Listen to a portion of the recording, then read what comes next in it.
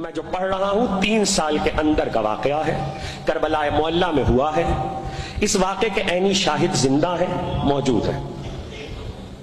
واقعہ یہ ہے کہ یورپ سے ایک قافلہ کربلا معلیٰ، نجف اشرف چونکہ ایئرپورٹ نجف میں بھی ہے، بغداد میں بھی ہے، نجف آئے، نجف سے زیارتیں کر کے وہ قافلہ کربلا جانے لگا۔ اس قافلے میں اور جہاں بہت سارے لوگ تھے، اسی قافلے میں ایک نوجوان ہے جس نے اس روایت واقعے کو نقل کیا ہے، اور اس نوجوان کا کردار چونکہ آخر تک رہا ہے۔ ہو گئی مجلس، میں اس کو محفوظ کیجیے گا۔ وہ نوجوان یہ کہتا ہے کہ قافلے میں بہت سے اور فیملیز تھیں، تو ایک خاندان وہ تھا جس میں ایک ماں تھی، ان کی ایک بیٹی تھی اور بیٹی کا 10 سال کا بیٹا۔ یہ 3 افراد ایک خاندان پر مشتمل، نانی ہے، بیٹی ہے، بچے کی نانی ہے اور بچے کی ماں ہے، اور 10 سال کا بچہ ہے، لڑکا۔ یہ لوگ یورپ سے آئے تھے۔ تو وہ کہتا ہے کہ جب ہم لوگ نجف سے کربلا کے لیے جانے لگے تو راستے میں سیطرے پڑتے ہیں، چیک پوسٹ ہے، تو اس پہ روکا گیا فوجیوں نے۔ تو انہوں نے کہا آپ اتر آئیے سب لوگ، تو ہم گئے بس کو بھی چیک کر لیں۔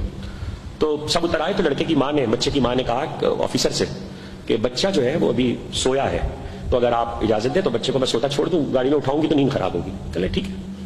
خیر وہ لوگ سب اتر آئے چیکنگ کر کے۔ آفیسر نیچے اترا تو اس نے کچھ مردوں کو بلایا اور مردوں کو بلا کر کہا کہ وہ جو بچہ جس کو آپ نے سوتا چھوڑا تھا وہ تو مر چکا ہے۔ وہ 10 سال کا بچہ، لوگوں نے نبضیں دیکھی، بچہ مر چکا تھا۔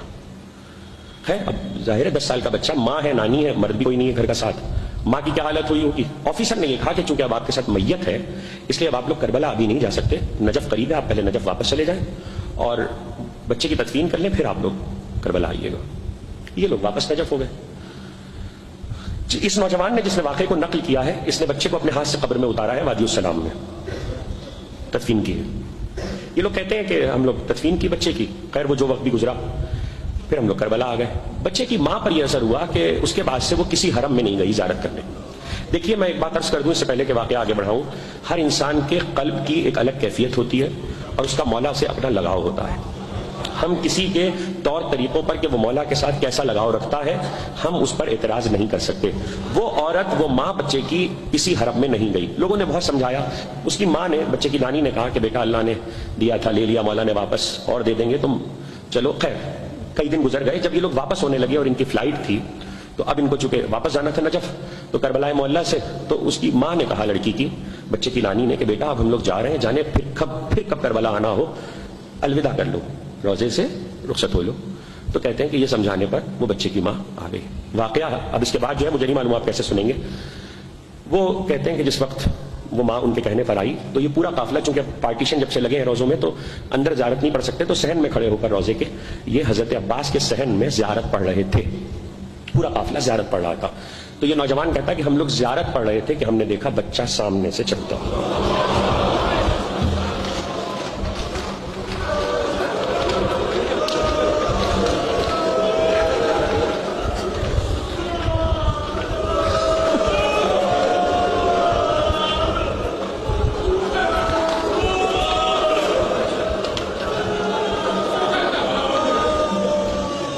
بچہ سامنے سے چلتا ہوا ہے حضرت ابو الفضل کے صحن میں۔ وہ کہتے ہیں کہ ہم لوگ بھول گئے کہ ہم کیا کر رہے تھے، ہم بھول گئے کہ ہم کیا کر رہے تھے، اور بچہ ماما ماما ماں کہتا ہوا ماں کی طرف لپکا۔ ماں نے بچے کو تڑپ کے گلے سے لگایا، بیٹا تم کہاں تھے؟ بچہ یہ کہہ رہا اماں میں تو آپ کو ڈھونڈ رہا تھا۔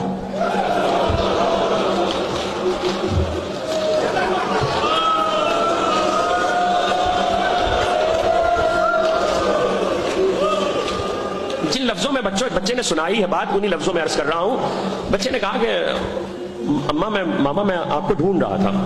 تو کہا بیٹا پھر تم یہاں کیسے پہنچے؟ کہا ماما میں آپ کو ڈھونڈ رہا تھا تو گھوڑے پر سوار ایک انکل آئے۔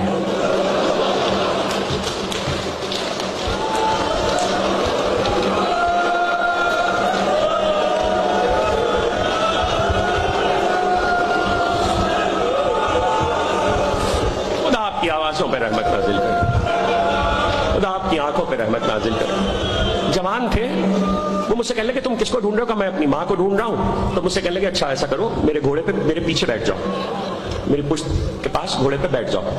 تو میں نے کہا کہ انکل میں تو گھوڑے پہ نہیں بیٹھ سکتا، گھوڑا بہت اونچا ہے، آپ ذرا اپنا ہاتھ بڑھا دیجیے۔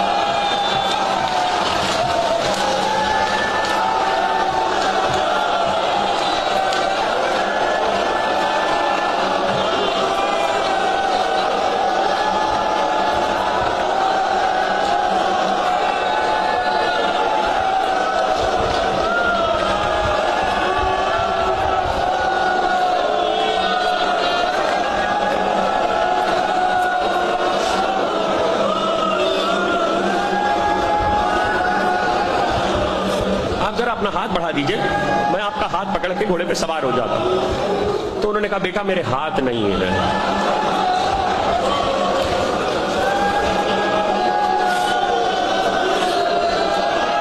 بیٹا میرے ہاتھ نہیں ہے، خدا آپ کی آوازوں پہ رحمت نازل کرے۔ مجھے نہیں معلوم اب اس سے کیا پڑھا جائے گا اور کیا نہیں پڑھا جائے گا، بیٹا میرے ہاتھ نہیں ہے۔ تو انہوں نے کہا اچھا بیٹا میں گھوڑے کو بٹھا دیتا ہوں، تم گھوڑے پہ سوار ہو جاؤ۔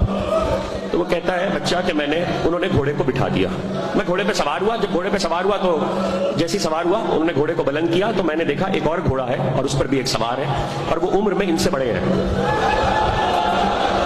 تو وہ بچہ کہتا ہے کہ وہ جو دوسرے سوار تھے انہوں نے میری طرف دیکھ کر اور ان سوار کی طرف جن کے گھوڑے پہ میں بیٹھا تھا ان کی طرف اشارہ کر کے کہا بیٹا تمہیں معلوم ہے انہوں نے ہم سے کہا ہے تو ہم تمہیں واپس لائے ہیں۔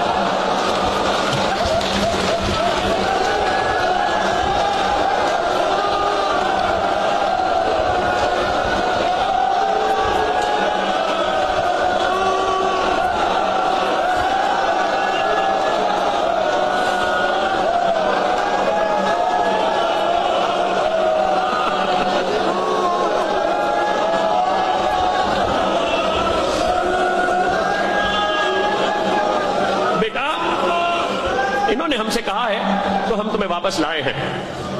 ایک مرتبہ وہ نوجوان جس نے واقعے کو نقل کیا ہے وہ نوجوان کہتا ہے کہ بچہ جو قمیض شرٹ پہنا ہوا تھا تو میں نے دیکھا کہ شرٹ پہ خون لگا ہے، ہم نے دیکھا شرٹ پہ خون لگا ہے تو ہم نے بچے سے پوچھا کہ بیٹا یہ تمہاری شرٹ پہ خون کیسا ہے؟ تو بچہ کہنے لگا کہ بھائی بات یہ ہے کہ جب میں گھوڑے پہ بیٹھا تو ان انکل نے مجھ سے کہا کہ ایسا کرو تم گر جاؤ گے تو میری کمر میں ہاتھ ڈال کے مجھے مضبوطی سے پکڑ لو۔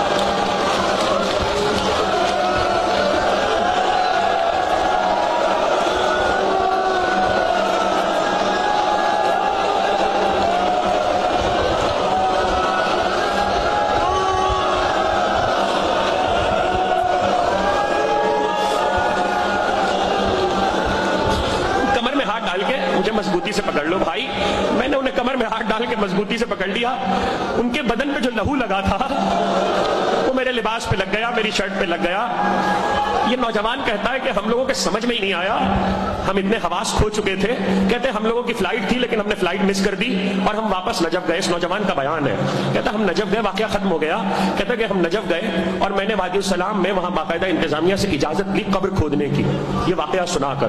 تو کہتا ہے جس قبر میں میں نے بچے کو اتارا تھا اپنے ہاتھوں سے، جب میں نے قبر کھودی ہے تو اس میں خالی کفن رکھا ہوا تھا۔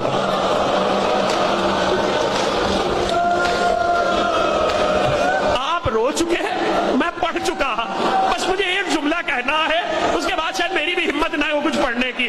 ہاتھ جوڑ کے عباس کی بارگاہ میں اتنا کہوں گا، اے ماں کے لیے بچے کو واپس لانے والے، سکینہ تمام